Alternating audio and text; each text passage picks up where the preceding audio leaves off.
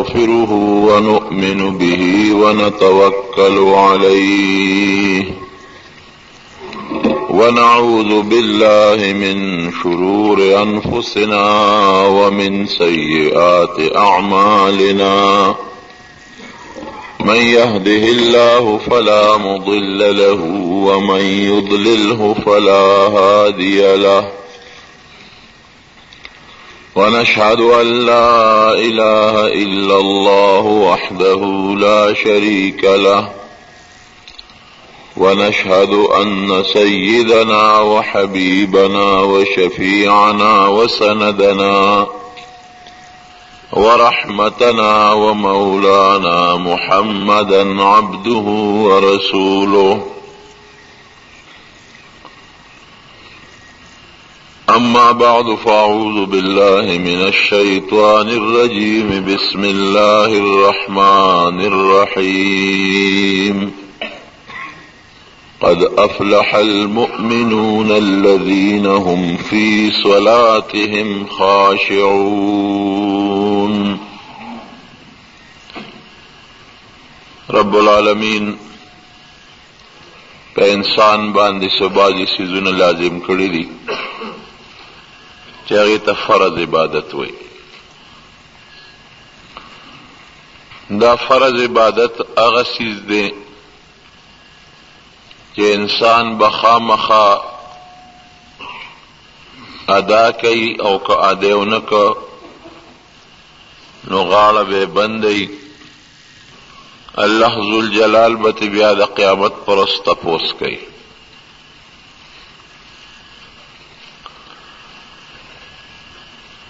د خدای پاک حق او د بنده حق دا دواړه نه بخلی کیږي او باقی گناہونا اللہ پا توبہ بخی. نو دا اللہ پا حقونو کے یو حق چے دے نو آغا دا فرض عبادت تے. البت دا خدای خواخد یو قانون دے و یو دا اللہ رحم دے. دا ما چکم خبر دا نبخلو کلا دا اللہ قانون دے او یو دا خدای رحم دے نو که خدای رحم کئی یو دا غی دا پاسم بخی نو اللہ لے اختیار شته بخلیش. نو دا فرض و سیزونو کی یو سیز منز دے. منز پټول و عباداتو کی یو اہم عبادت تے. دا رب العالمین سره مناجات و رازداری دا در دی حد پوری چی دا دوالو جہانو سردار مبارک فرمائی چی الصلاة معراج المؤمن کہ دا منز دا مسلمان دا پارا معراج دے. لکه سرنگی چی نبی علیہ السلام یو سفر کرو اغا سفر پا معراج یادیگی او پا اغا سفر کے نبی کریم صلی اللہ علیہ وسلم دا اللہ سر سپٹ خبر کرے وے. دا غرنگی دا منز دا مسلمان دا پارا دے دی اللہ تا مخامخ ادریگی او دا خپل خدای سر رازداری کئی. نو یو خدا چی دا اللہ سر رازداری دا دا خدای سر ملاقات تے دا خدای سر پٹ خبر اتری دی. او دویم دادی رونو چی مثلا سوک دا منز اون کی نو رب العالمین دل سخت و مضبوط سزا ور کئی. تردی حد پورے چی حدیث پاک کے راضی نبی علیہ السلام فرمائی کم انسان چی منز اونکا نو دیبا دا قیامت پر از دا قارون سر او دا فرعون سر او دا حامان سر مرگری. قارون دا موسیٰ علیہ السلام لوی دشمنو چی زمک زان تا جذب کو زان تا راخ کو او فرعون آغا کسو چی دا خدای دعوے کرے وا او حامان دا آغا وزیرو نو فرعون چی دا خدای دعوے کرے وا واللہ بیا پا دریاب کے غرق کو ویدا سڑی چی دا منز نکئی نو دا اللہ ذوالجلال دا حکم مطابق بدے دا قیامت پر دا ظالمانو کافرانو سر مرگری بھئی اللہ دے مساتی.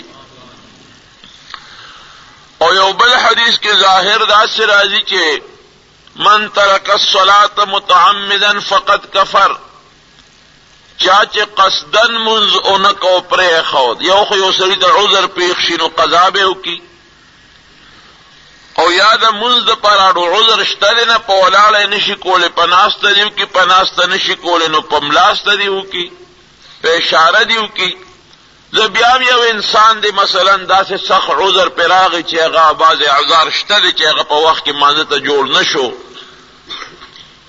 بے عذر چې مونږ یو سړي قضا کوې نه که، د دواړو جهانو سردار مبارک فرمایي دی کافر شو وی، فقد کفرا.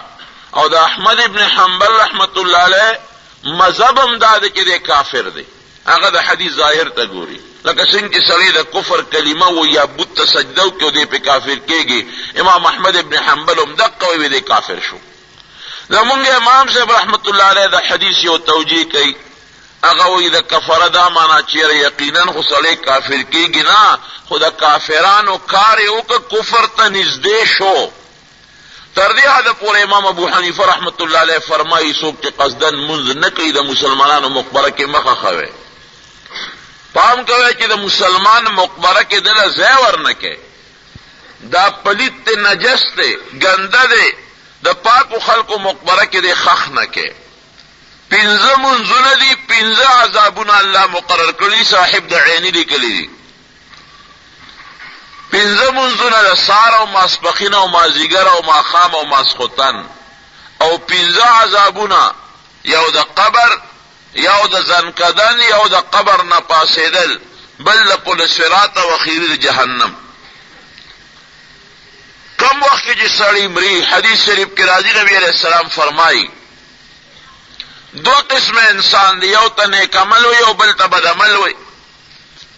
نیک عمل چې دی نو هغه کامیاب مسلمان دی، او بد عمل سړی چې دی هغه کې کافر هم راځي، فاسق او فاجر مسلمان هم پکې راځي، الله نافرمان هم پکې راځي. نو کم انسان چې هغه بد عمله نیک عمله مسلمان دی، د دواړو جهانو سردار مبارک فرمایي چې د ده نه سوځي دا فرشتې ولا راشي، لارې ورته کینی، دومره لرې لکه د چې څومره نظر لګي، او داسې شکل باندې راشي لکه د ستورو غوندې چمک وی. دی وی دا ستوري دي، ورو ورو را نږدې کېږي، را نږدې کېږي، هغې ته شکلونه جوړېږي، او خو دا خو څه انسانان غوندې دي، خشته مزېدار دی، ورته شوق ای خوشحاله ای ورته، چې کله د ټولو نه زیات نږدې شي نو دی پوه شي چې دا خو فرشتې دي، ګوره ناګهاني نه راځي چې دی هیبت کې واقع نه شي، دی ونه یېرېږي، دومره الله خیال ساتي، دی خواله ولا راورسېږي. دغه فرشتو کې یو فرشته ملک الموت چې کوم فرشته د مرګ دپاره مقرر ده، هغه ملک الموت د انسان ته مخ ورواړي چې ستا په دنیا کې ټیم پوره شو، او دی نه پس تاله به اوس څادر نه وباسو. او پیغمبر علیہ السلام فرمایي چې دغه زنکدن وخت کې ورته خدای پاک مخامخ عذاب د دوزخ هم وښیي او جنت هم ورته وښیي، مخامخ چشم دې وویني. فرشتې ورته یا هغه مخامخ جهنم ویني، داسې جهنم نبی علیہ السلام فرمایي چې یو بل کې ننوځي، د هغې لمبې لکه د غرونو غوندې یو بل کې ننوځي، مخامخ دا جهنم دې وویني، وي دا یینې او دا یینم، وي دا ستا ځای و، تا له همدا ځای تیار شوی و، خو تا نیک عمل وکړه، الله دې خوشحاله کړه، نو دې ځای نه خلاص شوې، مبارک دې شه.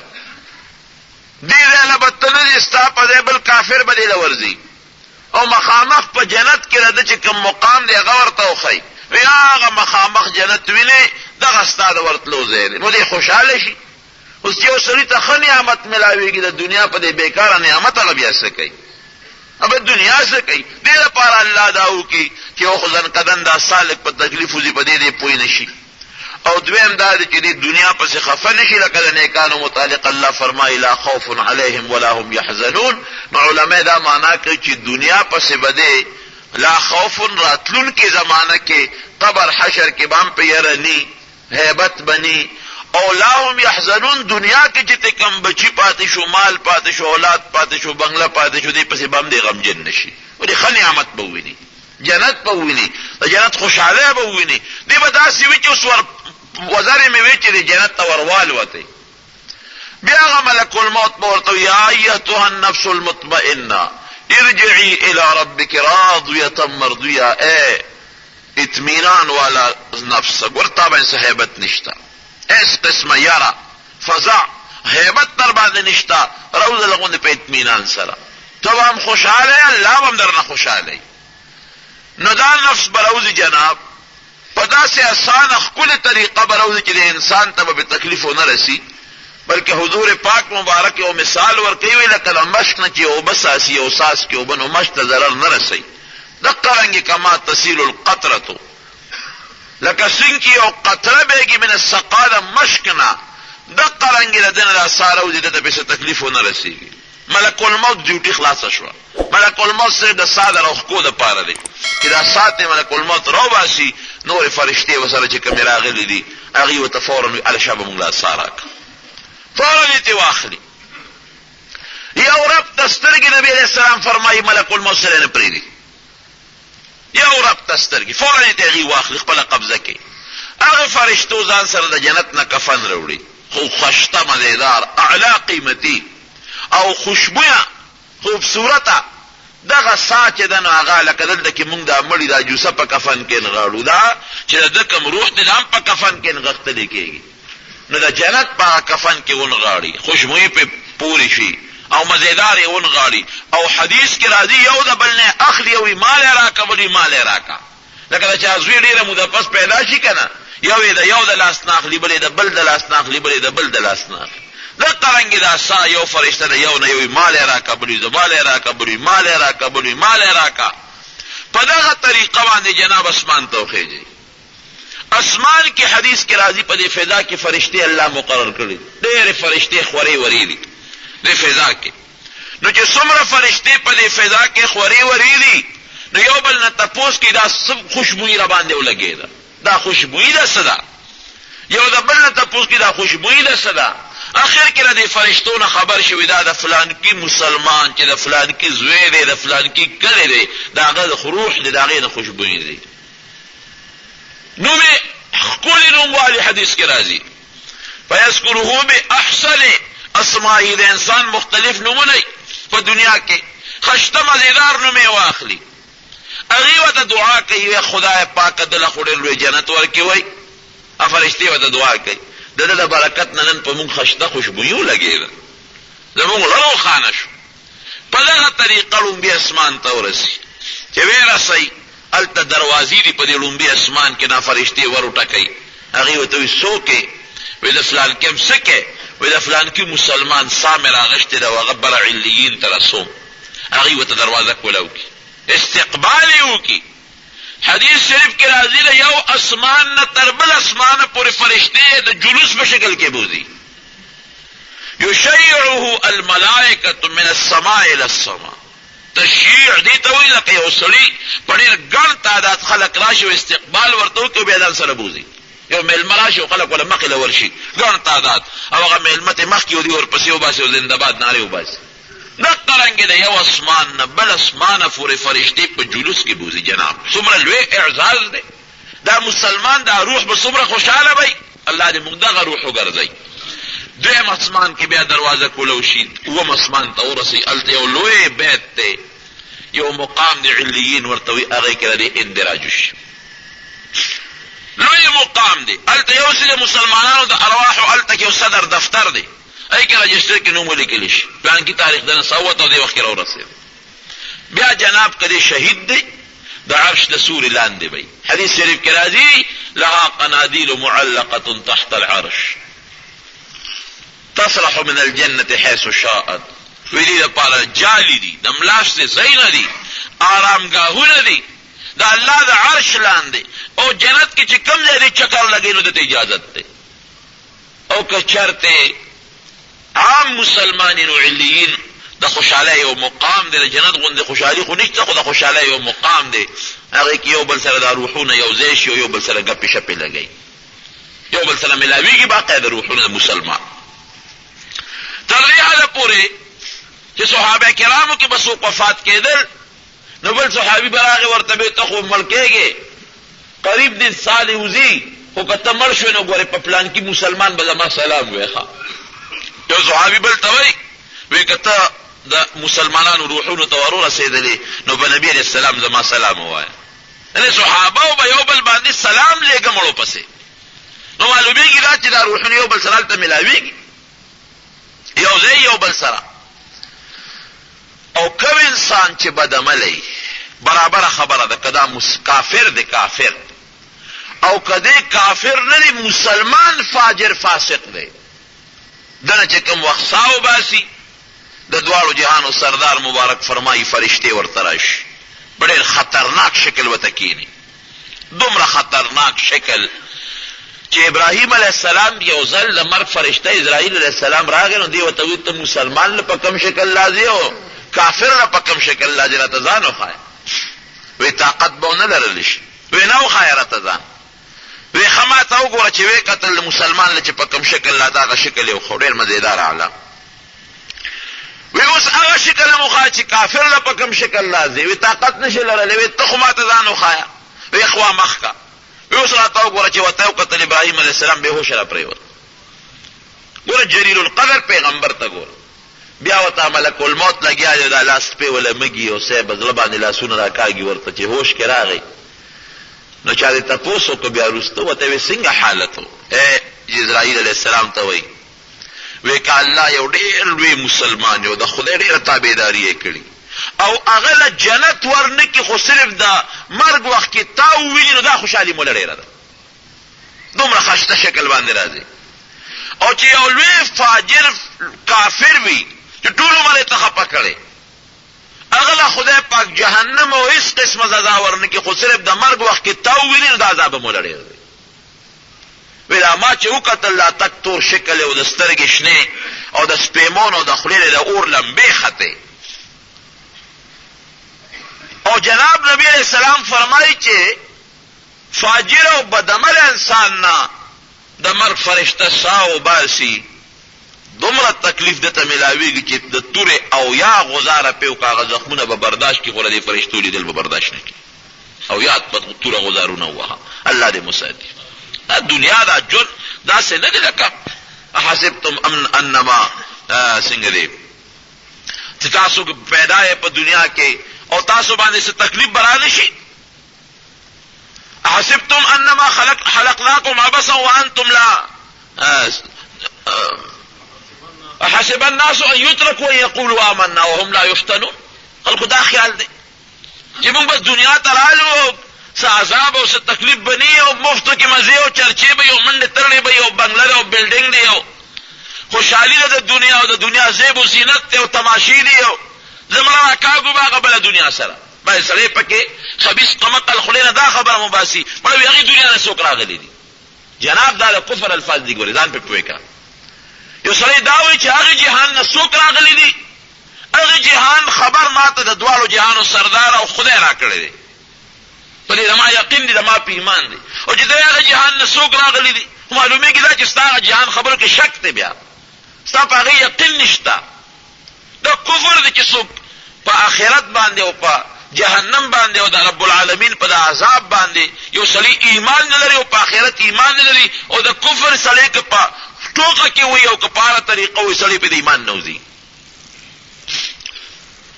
نو خبره مې دا کوله جناب چې هغه فرشتہ لیدل ډیر خطرناک شکل کې راځي او نبی کریم صلی الله علیه وسلم فرمایي یو کتاب امام قرطبی رحمت الله علیه لیکلی دی التذکرة فی احوال الاخره هغه کې ناشنا حدیث نقل کوي سړی چې ګوري چې ګورم کله کله راواخلم وجود نه مې خولې کله وبېږي صحیح حدیث نقل کوي نبی کریم صلی الله علیه وسلم فرمایي دا یو مثال ورکوي وې دومره په سخته د دنه د اثار او باسي مشکات کې دا حدیث شته لکه یو سړی چې سسپار سور کی او بیا په لمدو مالوچو کې دا سسپار کیږي او راکاږي دا مالوچ خو لمبه نه کوي ولې چې لمدري او لوخله وباسي دغه رنګ د انسان په دې رګونو کې دا سارا کاږي او دا رګونه داسې بس وځيږي لکه دا سسپار چې په لمدو بالوچو کې راکاږي. او تذکرہ کې لیکي امام قرطبي په دا حدیث کې نبی رسول الله فرمایي داسې مثال دی لکه یو اونه چې د ازغو ډکې د غنو او د انسان په دې وجود کې بند یو داغي یو سانګ په یو رک کې خوره شي او دا سانګ ټول د غنو نه ډکې دا اونه ته راکاږي. تر دې حاله پورې پیغمبر علیه السلام فرمایي مشکات کې دا حدیث مشتا وی چې دا سات راو باسي نو دا انسان د رګونو د غوښو د وینې او د قطرې هغې پورې نښتي په دې روح پورې دومره تکلیف سره دا سا راو باسي. او دا فرشته چې ورته وایي دا سا ته وایي روزه خبیثه نفسه نو دا سا چې خوره شي په دا رګونو کې دا نه روزي د مسلمان هغه خو نیغه را روانه چې دا خوره شي او بیا دې رګونو کې داسې خوره چې دا فرشته په زور راکاږي. الله دې مساتي. نو جناب چې څنګه راو باسي نو هغه د مرګ د فرشتې ډیوټي ختمه شوه. نورې فرشتې ورسره ناستې یو رب ته سترګې نه پرېږدي فوراً ته هغه ساواري مونږ له ورسره راکړه. نو هغوی جناب د سجین مقام نه یو څښا ګنده ټوټه راوړي مسحه ورته وایي. دا ټاټ دا ماشومان چې سکول کې پې کښېني که نه خاورو کې پروت دي سوتی نه چې کوم جوړ دی دقې ته مسحه یو څښا ټاټ را واخلي او دا سا په هغې کې بنده کړي او بدبویی تیزی او دې انسان نم چې ساو باسي نو جنت او جهنم ورته وښیي. هغه مخامخ جهنم ستازی و جنت ستازی و دغه وګوره جنت ته خوشحاله وته بدبخت الله دې خفه که خوشحاله دې نه که اوس د هغې په ځای به هغه جهنم ته ځې چې د مرګ وخت کې هم دا خوشحالي ویني چې دې نه محروم شو او دا عذاب ویني چې دې له ور روان یم چې ښه تکلیف پې تېر شي. فرشتې چې واخلي نو دا اسمان ته خېږي اندراج دپاره. نو چې اسمان ته اندراج له وړي نو په لاره هغه فرشتو باندې بدبویي ولګي. یو فرشته بل نه تپوس کوي لکه دا بدبویي ده څه ده بل دلته تپوس کوي اخر کې دې فرشتو نه خبر اطلاع ملو شي دا فلان کې د ده چې کوم په دنیا کې خراب نوم و هغه یادوي کوم چې خراب نوم و ښه نوم نه یادوي. ابو جهل خراب نوم ابو جهل دی. خراب او خطرناک نوم چې کوم سپک نوم دی هغه نوم ولا واجب دا فلان کې د فلان کې زوی د فلان کې کلی دی دا هغه روح دی. فرشتې وی خدای د باندې قلانت نازل کې ګوره فرشتې ورته خیرې کوي دی خو خدای تباه کې ویل او صبور دا هلاکت خیرې ورته کوي د ده نه برکت نه نن په موږ بدبویي ولګېدله. هغه روح یو سی خیرې ورته کوي لومبې اسمان ته ورسوي هلته دروازه ټکا شروع کړي ورکولاو کې څه چل دی فلان کې د فلان کې زوی مو راوړی دی فاجر دی یا کافر دی. الله فرمایي د کافر په حق الله فرمایي لا تفتح لهم ابواب السماء حتى يلج الجمل في سم الخياط. قطعا بدته د اسمان فرشته دا دروازه کولاو نه کولاویږي. دا روح لاړ شي جناب سجین ته اوو ځمکو لاندې یو کندره د جهنمیانو دپاره هغې کې له هغې اندراج کېږي او په هغه سجین کې دېره شي. نو صاحب د عینی د بخاری شریف شارح بدرالدین عینی رحمت الله علیه اوږد حدیث نقل کړی دی. هغه فرمایي د نبی علیه السلام د وینا په ذیل کې وی کم انسان چې د سحر مونځ کوي پابندۍ سره الله به د قبر د عذاب نه محفوظ ساتي. دا ځنکله د سختۍ نه به خدای محفوظ ساتي. او کم انسان چې د سحر مانځه نه پاسي سحر مونځ نه پاسي او د سحر مونځ نه کوي د ځنکله سخته بدله خدای پاک ورکوي. مسلمان ولې نه دی مسلمان دی لیکن د سحر مونځ نه پاسي د شپې ناوخته پورې ټي وي ته ناستي وي سي آر ته ناستي ډیشونو ته ناستي ناوخته پورې ګپونه شپونه لګوي دنیا خو دې ځان نه ډولۍ کړله یاران هم در سره ناستي ګپې شپې دي سهار وختي بیا نشي پاسېدی ولې د شپې د خوب هغه حصه خو تا په دا مردار خردجال په دا ټي وي باندې تصرف کړه ګن باندې دې وخت تېر کړ یارانو دوستانو سره ګپونه دې ولګول په حجرو په بیټکونو کې اخره شپه کې ته بیا پاسېدی کم دی شي بیا 9 بجې او 8 بجې او 6 بجې 7 بجې او بلا بعضې خلک په فخر هم کوي یاره جي سهار زما ته پاسېدل لږ ګران دي زه ناوخته پاسم څو بجې جي پاسې یاره 8 بجې نه مخکې زه نشم پاسېدلی هلکه په ګناه فخر کوي کم وخته پاسه او سحر منځ وکړه الله راضي کا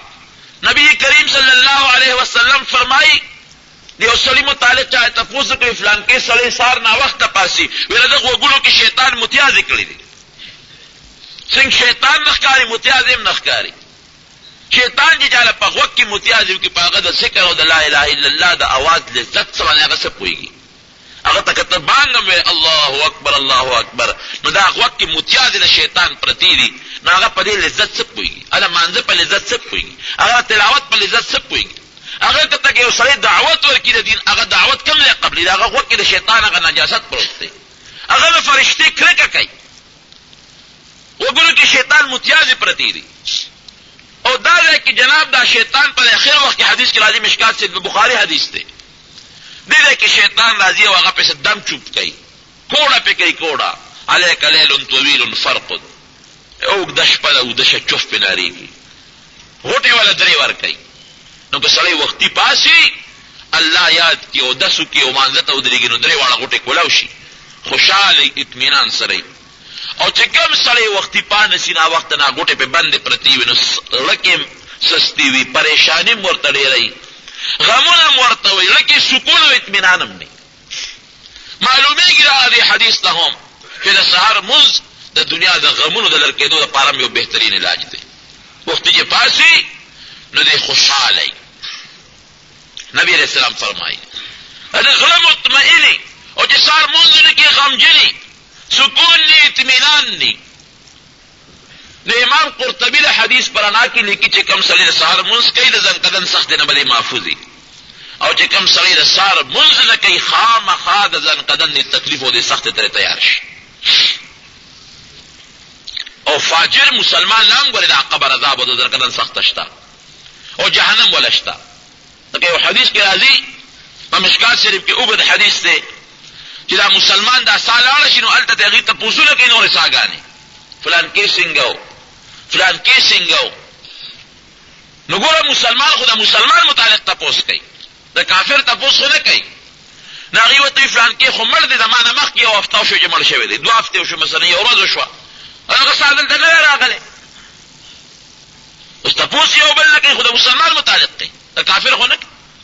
هغې ورته وایي نه خو دلته نه راغلی. نو نورې وایي بس چې ستا نه مخکې مړ دی او سیر رانله، معلومېږي دا چې ذهب الی امه الهاویه، اتلې دی هغه سجین کې پروت دی.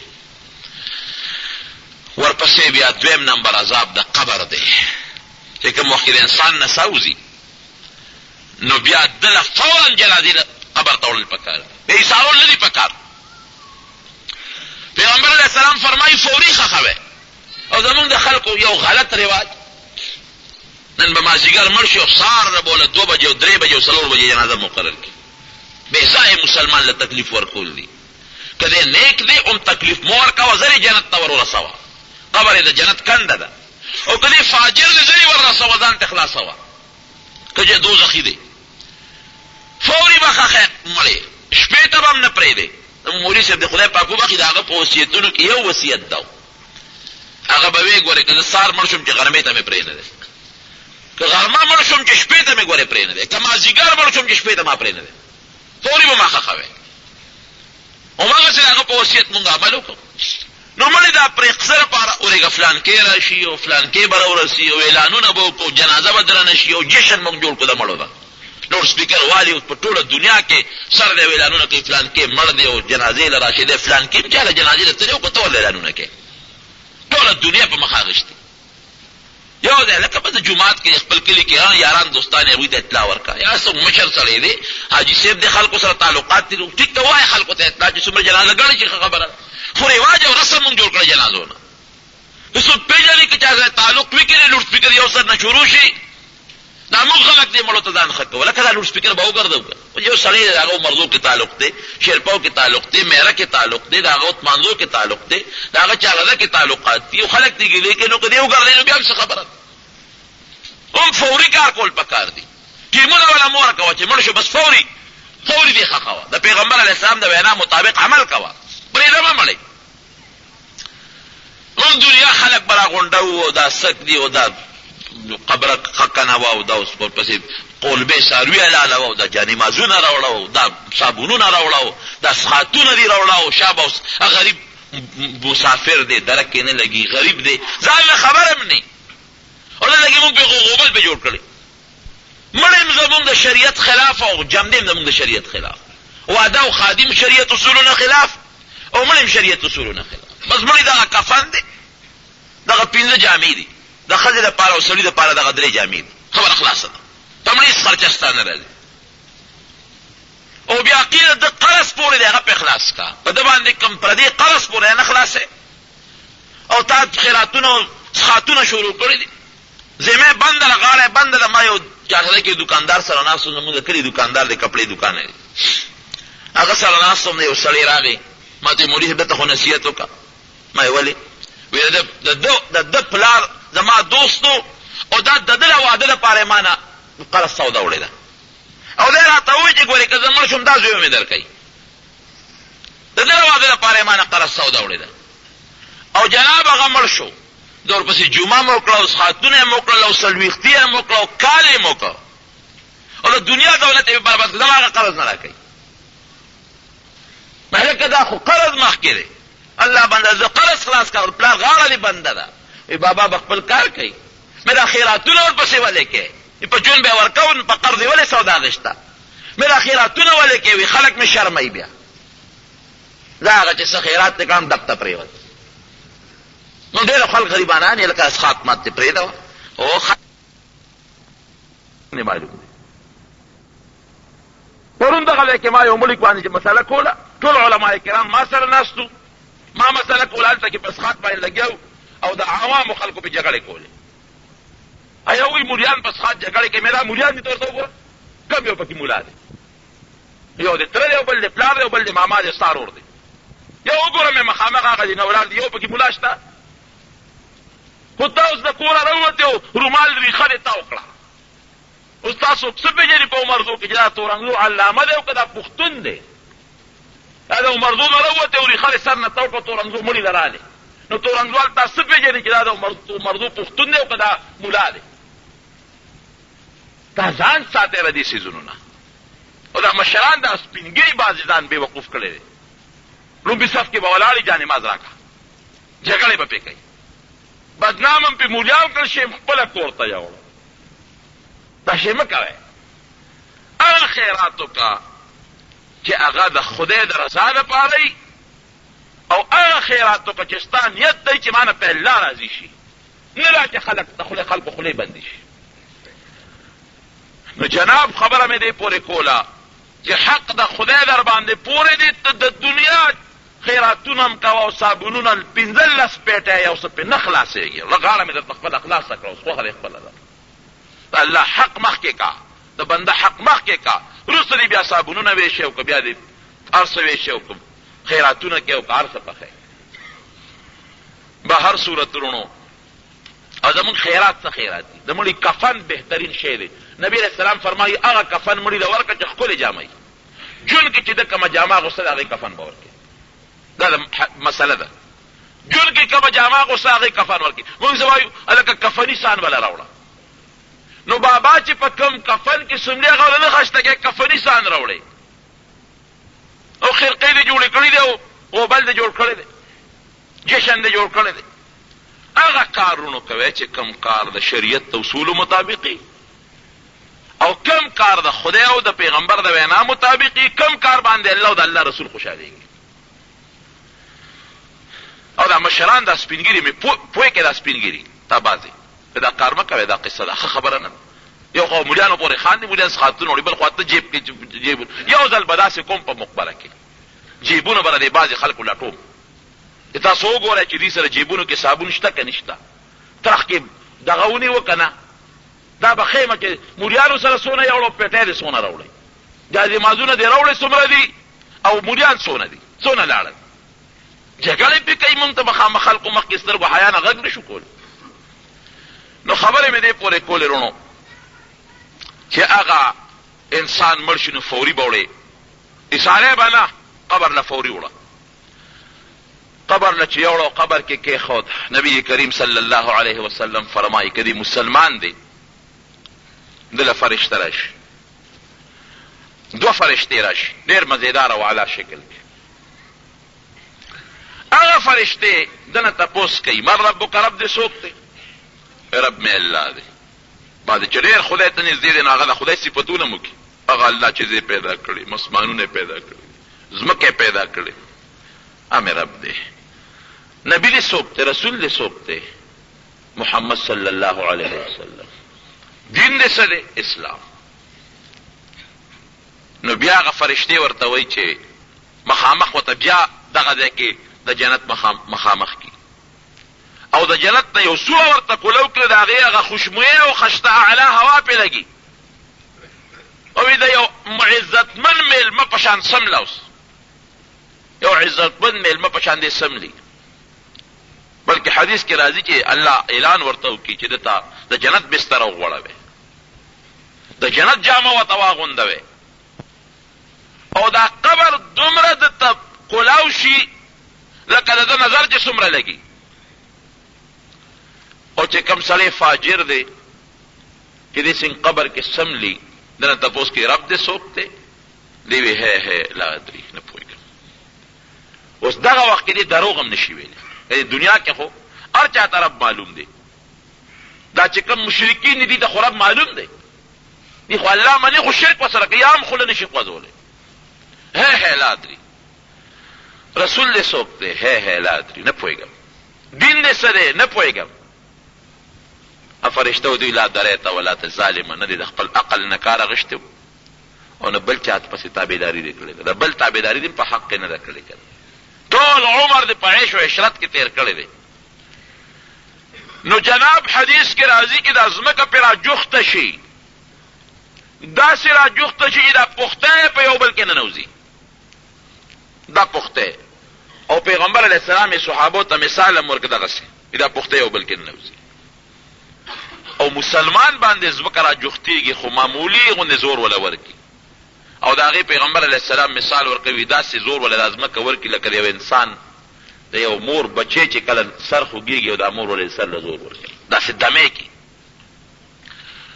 او چې کوم بدعمله دي پخته یو بل کې ننوځي، نو بیا په ده باندې فرشتې مقرر شي. او فرشته حدیث کې راځي یقید له اعمى واصم، په سترګو باندې ړنده او په غوږونو کاڼه ده، نه سترګې کار کوي نه غوږ، او یو مضبوط د اوسپنې یو فولادي سټک ولا ورکي بیوه هاوس. نو هغه خو په غوږونو باندې کاڼه ده، د اواز خو نه اوري چې رحم یې پرې راشي. په سترګو ړنده ده چې دغه وویني د وجود دا ذرې ذرې او دا وینې زوی چې رحم یې پرې راشي، نو درز ورکوي. نو چې هغه ولا درز ورکي دا وجود یې ذره ذره شي، ټوټې ټوټې شي، نو بیا زور جوړ شي، نو بیا ووایي دغه عذاب په مقرر. او حدیث کې راځي او یو بلکې یو کم سل مارات دا په الله مقرر کی. تنیل راځي اژدها چې وته مونږ وایو، او دغه اژدها په سرم له ټک ورکوي او په لکیم ټک ورکوي، دو ټکه ورکوي. او د دنیا مار نه دی، د آخرت مار دی. د دنیا مار چې سړی اخوري نو شواروس کې دنه یا سړی ملک یا که شواروس کې بچو نو بیا ورو جوړیږي، یو شواروس پورې زهر په تیزی کې رواني. او د آخرت د مار متعلق حضور پاک مبارک فرمایي چې یو ټک ورکي دومره تیزی دا زهر کوي چې او یو زرو کالو پورې د هغه یو ټک تیزی رواني، او یا زره کاله. او دا په لکیم ټک ورکوي او په سرم ورکوي. او یا فرض که یو کم سل نه او یا ماران فرض که دا ټکونه ولا ورکوي، دا به بیا عذاب مقرر. او یو بل حدیث کې نبی علیہ السلام فرمایي دغه مار دومره خطرناک زهر لري که د هغې یو ساس کې دنیا ته را پرېوت، وی دنیا کې دا شنه بوټي دا نظام به اوچ شي، دومره خطرناک. دغه عذاب په مقرر دی. د جهنم بدبویي ورته را روانه ده، او دلته چې کوم بستر دی هم د جهنم دی، او دلته باندې چې کوم عذاب مقرر دی هغه هم د الله سزا ده. نو صاحب دا قرطبي لیکي دا حدیث د نبی علیہ السلام پرانا کې پیغمبر علیہ السلام نه نقل کوي چې کوم انسان د ماسپخین منځ کوي ابا خدای پاک د قبر د عذاب نه محفوظ ساتي، او چې کوم انسان د ماسپخین منځ نه کوي دله به الله د قبر عذاب ورکوي. خوښه خپله ده، کوی که نه کوی. د سهار په مانځه دغه نه خلاصېږي، د ساده وتونه نزعینه زنکدن او د ماسپخین په مانځه د قبر د عذاب نه خلاصېږي. او که نه کوې د سهار مونځ د زنکدن سخته به وي، او که د ماسپخین نه کوې د قبر عذاب به وي. دا عذاب د خدای په علم کې چالو شو، خدای هر کله هر فضل پورې چالو وي. بلکې حدیث کې راځي چې یو چغه دا دونه چغه وایي چې سوا د انسان او د پیرینه د حیوانات یې موري، داسې مضبوطې چغرې وباسي. تړلی پروت دی قبر، خو د جهنم کنده دی او جنت باد دی. نبی علیہ السلام فرمایي بل پکې درېیمه خبره نشته. ورپسې بیا د قبر نه پاسېدل دي. نو حدیث شریف کې راځي نبی علیہ السلام فرمایي چې کوم نیک عمل انسان دی او بله شپېله ووالي چې خلک د قبرونو نه پاسي، نو دې به نیغ سترګې وغړئ. اذا هم من الاجداث الى ربهم ينسلون، چې سترګې دې وغړئ نو یو خشته ښکلی شکل به راشي، ده ته به مخامخ ودرېږي. دی باید تپوس وکړي ته څوک یې؟ د ما ړومبی سترګې پته ولګېدې، ستا د دې مخ نه خو ما ته تازګي معلومېږي، ستا نه مخ خو ما ته داسې خوشحالي دې راوځي، ته څوک یې؟ ابه ورته وایي زه ستا نیک عملو دنیا کې زه ستا د پاسه سور وم او ته مې خپلو مزو ته نه پرېښودی، پابند کړی مې وي، او نن زه تاله راغلی یم زما د پاسه به سور شي او د الله حساب کتاب میدان ته به دې بوځم. نه ورته ټیټ شي او دا مسلمان نیک عمل انسان پې د پاسه سور شي او میدان د حساب کتاب ته یې بوځي. او چې کوم سړی بدعمله دی چې سترګې وغړوي او خاص شکل باندې سترګې ولګي، ته څوک یې لومبی سترګې مې پته ولګېدې، ستا د مخ نه خو ما ته غم راځي، هیبت او یره را باندې راله، وایي زه ستا بد عملو دنیا کې ته زما د پاسه سور یو مزې دې کول، اوس ټیټ شه چې زه در باندې سور شم او میدان د حساب کتاب ته دې بوځم. نو مشکات شریف کې حدیث دی نبی علیہ السلام فرمایي چې هغه سره هغه چوکۍ دا سړی پې غوی نه وي، د ستنې والا چوکه دا سړی را ټیټ کړي او پې د پاسه سور شي او شانه والا هغه چوکۍ ورکوي او نیغې د حساب کتاب میدان له بوځي. او کم سړی چې بعضې نیک عمله بلا بل شاني هغې چې سین سترګې وغړئ په دې لاسونو خپو کې به الله د وزرو طاقت پیدا کړي، ده ته به یو خشته رڼا ښکاره شي، نو دی به نیغ وروالیوځي، هغه رڼا له به ځان ورورسوي. هلته چې ورورسي هلته به ورسره فرشتې په جګړه شي، فرشتې به ورته وایي څه کوې؟ وایي دا دی راته خشته ښکاره شو او د لاسونه خپې مې وړقولو دلته راورسېد. وایي دا کم ځای دی؟ وایي دا خو جنت دی، جنت دروازه ده، ځای واپس عملنامه را سره شته؟ نه مونږ سره خو عملنامه نشته. او عملنامې نه بغیر دلته څنګه راځي؟ ځای چې حساب کتاب وشي نو بیا وایي یاره مونږ خو حساب کتاب له نه یو خبر، خو قبر نه پاسېدو لاس پې مو ښودو دلته رالو. هغې به ورته وایي چې دا عملنامه یو ګیټ پاس غوندي دا خلک چې یو ځای ته ځي که نه یو پاس ورسره ورشه عملنامه راوړه چې نه خو تاسو مونږ نه پرېږدو. وایي په دې بحث و تکرار کې به د الله طرف نه به ورته اواز وشي چې ای فرشتو دې سره بحث مه کوئ، دا زما ډېر نیکان بندګان دي، دا بې حسابه بې کتابه به جنت ته ځي. او بعضې خلک به دی چې دا سترګې وغړئ نو په دا سپېمو کې به ورته زنځیر واچوي او راکاږي به پړ مخې، دې به چغې وایي چې صبر وکړئ ما سره خو حساب کتاب وشي که نه. ای به ورته وایي تا راوړي سړي چې در سره حساب کتاب وکړو، سپېمو کې به زنځیر ورته واچوي. کم زنځیر؟ الله ته مو ساتئ. حدیث کې راځي نبی علیہ السلام فرمایي د وجود به م غټي، داسې به نه لکه د پاکستاني وجود چې دی، مضبوط وجود به یو غاښ به د احد د غر عمری، د سپېمو کې به ورته زنځیر واچوي او د هغې زنځیر یوه کړی که د دنیا په لوی غر کې دی نو دا غر به زرې زرې زکي، هغه به ورته واچوي د سپېمو کې او راکاږي به. او بعد انسان به دی چې د هغه دا شکل به د خنزیر او جهنم ته به رواني، د بعض انسان شکل به د خري جهنم ته به رواني، د چا سر به لاندې خپې به پورته او جهنم ته به رواني. الله دې مساتي. نو صاحب د قرطبي دغه حدیث کې لیکي، نه خطا شم عینی، صاحب د عینی شارح د بخاري هغه لیکي چې کم انسان د مازدیګر مونځ کوي د قبر پاسېدل به مزیدار دی، او چې کم انسان د مازدیګر مونځ نه کوي د صلات وسطا ویلې شوی دی، د مازدیګر مونځ کم انسان نه کوي د قبر نه پاسېدل به په دغه تکلیف باندې وي. د مازدیګر د مانځه رونو ګوره ډېر لوی اهمیت دی. دغه وخت کې او د سار د مانځه وخت کې فرشتې بدلېږي، د ورځې فرشتې چې د مازدیګر مونځ سړی وکړي دا روانې شي اسمان ته لاړې شي، نورې راشي شپې دپاره. هغه د شپې فرشتې چې کله راغلي وي چې سار مونځ وشي نو هغې بیا بر اسمان ته خېږي، د ورځې نورې فرشتې راشي. نو الله یې تپوس کوي، الله پې خبردار دی خو تپوس کوي تاو چې راتلی بنده څه کول؟ وایي جي مونځ یې وکړه، الله مونځ یې وکړه، الله خوشحاله شي. چا مونځ یې کړي تاسو چې راتلی څه مو کول؟ مونږ خو الله ډېر انتظار وکړو خو هغه کمبخت مونځ ونه کړو را روان شو دی. خدای پاک پسونه خفه کیږي. او ورپسې بیا د سویرات یو لار دی، یو پل سویرات دی د جهنم په شا باندې. د حشر د میدان داسې دی لکه جزیره غوندې، او جهنم ته د ګیر چاپېره خدای تاو کی. نو بله لار باندې چې ته حشر د میدان نه جنت ته په کومه بځې، نو یو پل دی سویرات، نری پل دی، نری د ویښته نه باریک او د تورې نه تیره. او چې کوم مسلمان نیک عملي لکه د برېښنا غوندې، او څوک لکه د هوا غوندې. او که ته دا څنګه نن سبا خو هغه مثالونه درته خدای پاک ښولي دي، هغه ځای نه توربېلې نه بجلي په دا نري تار کې را روانې چې دلته په سیکنډونو کې را رسي. د ټېلیفون دا تار هم لا نشته، په کوم طرف په هوا کې د اواز په کوم ځای نه را رسېږي. اوس خو هغه نظام ختم دی. دلته به کاغذ ورکې او په سعودي کې به وځي مشین کې، دلته کاغذ ولیکه هغه مشین کې ورکه، هلته سعودي کې به هغې نقل وځي. نو به هر صورت چې کوم سړی نیک عمله دی خدای به نیغ خدای پاک پورې باسي، او چې کوم سړی بد عمله دی نو په دغه چې د خدای طاقت ته سره نه، د خدای توفیق نه، نو په دغه پول باندې څوک نه شي بیا ژر تېر شي، دی پکې غورځېږي، په هغې بیا دی نه شي تللی.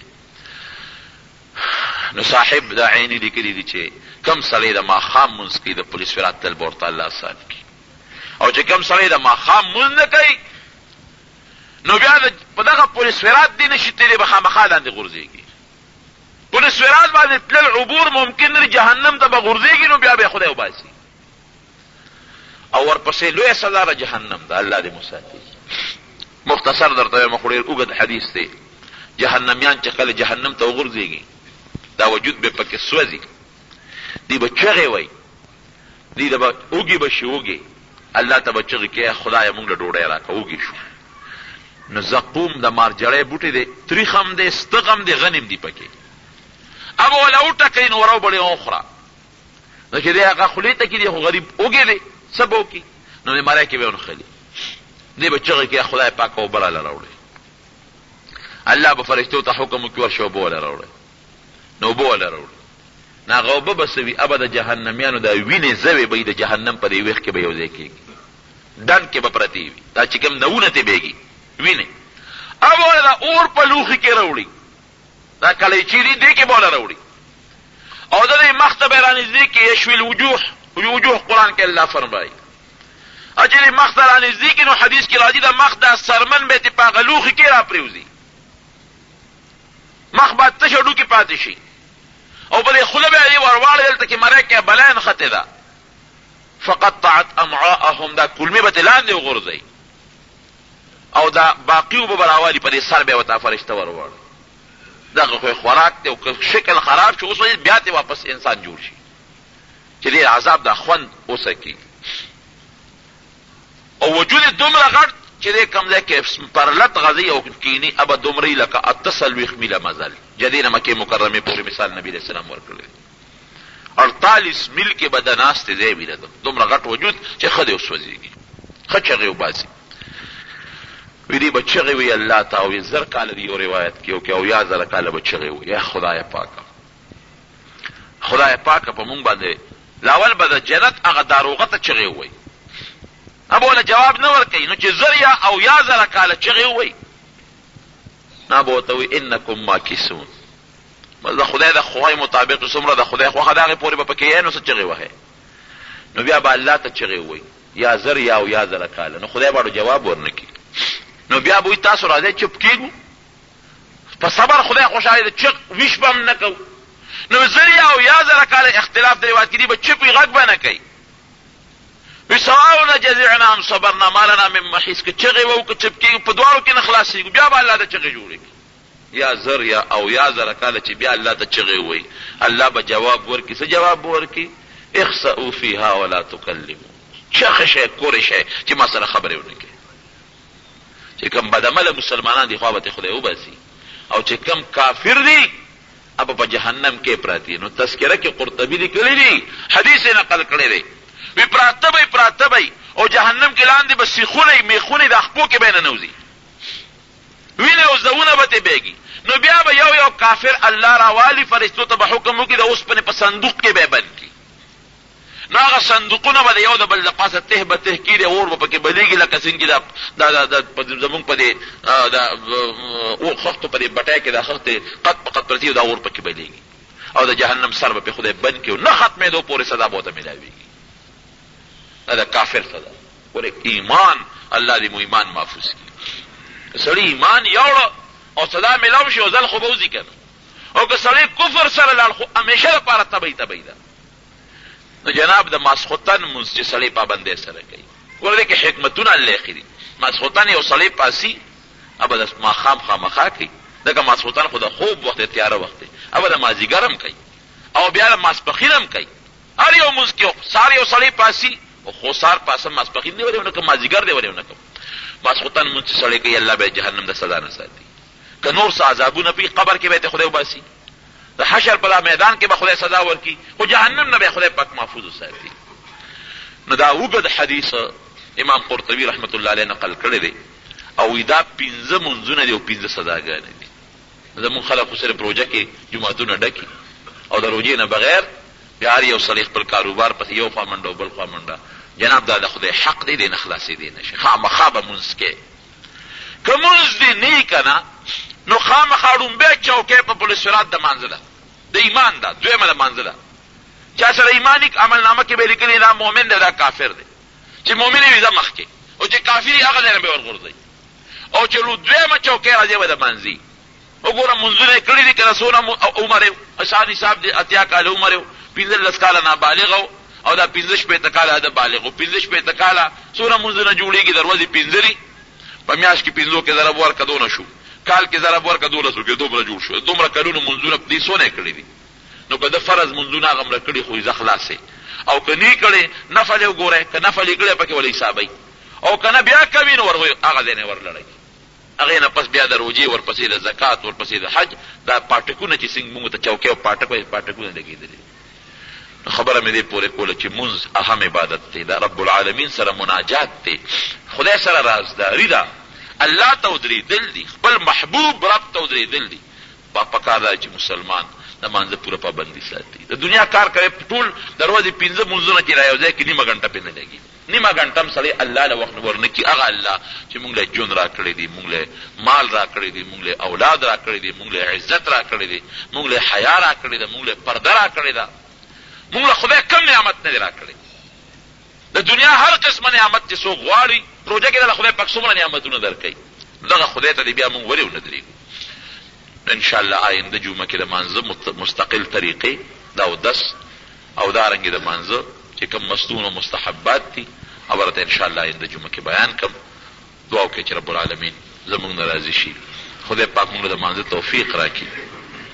الله موږ د مانځه پابندۍ والا جوړ کړي.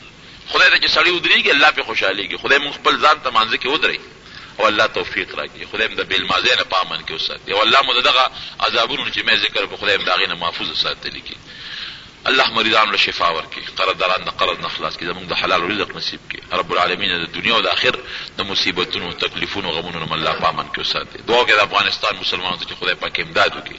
الله ته امداد وکړي. خدای ته نصرت وکړي او چې دا کم مقابل ظالمان کافران دي چې د هغې ملګري د خدای خپل قهر سره تباه کړي او مسلمانان ته محفوظ ساتلی کړي. څومره مجاهدین دي په مقدس ځمکه الله د ټولو امداد وکړي او چې څومره کافران دي ظالمان دي مسلمانانو ته تکلیف رسي خدای ته په خپل قهر تباه او برباد کړي.